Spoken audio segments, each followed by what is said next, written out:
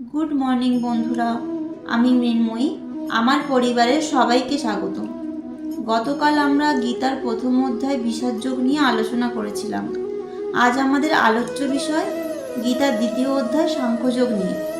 এই অধ্যায়ে মানসিকভাবে দুর্বল অর্জুনকে শ্রীকৃষ্ণ জ্ঞান ও শিক্ষা প্রদান করেন। মহাভারতের এই অংশটি অত্যন্ত মূল্যবান, কারণ এখানে শ্রীকৃষ্ণ অর্জুনকে কর্মফল, আত্মা, ধর্ম ও যোগ সম্পর্কে শিক্ষা দেন। অর্জুন কুরুক্ষেত্রের যুদ্ধের ঠিক আগে মনে করেন তার আত্মীয় স্বজনদের হত্যা করলে তার পাপ হবে এবং সেজন্য তিনি যুদ্ধ না করার সিদ্ধান্ত নেন। অর্জুন শ্রীকৃষ্ণকে বলেছিলেন তিনি যুদ্ধ করতে চান না, কারণ এটি তার আত্মা বিরোধী কাজ।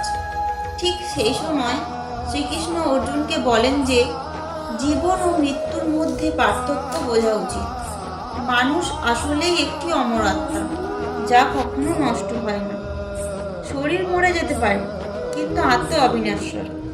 কৃষ্ণ অর্জুনকে মনে করিয়ে দেন যে একজন ক্ষত্রিয়ের প্রধান ধর্ম হচ্ছে যুদ্ধ করা, বিশেষ করে যখন তা ন্যায়ের পথে হয়।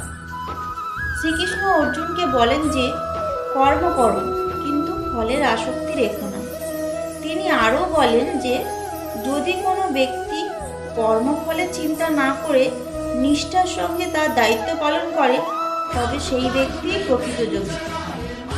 শ্রীকৃষ্ণের এই উপদেশে অর্জুনের মনোবল পুনরুদ্ধার হয় এবং তিনি তার দ্বিধা কাটিয়ে উঠে যুদ্ধ করার জন্য প্রস্তুত হন। নমস্কার, আজ এই অবধি। ভালো থাকবেন, সুস্থ থাকবেন।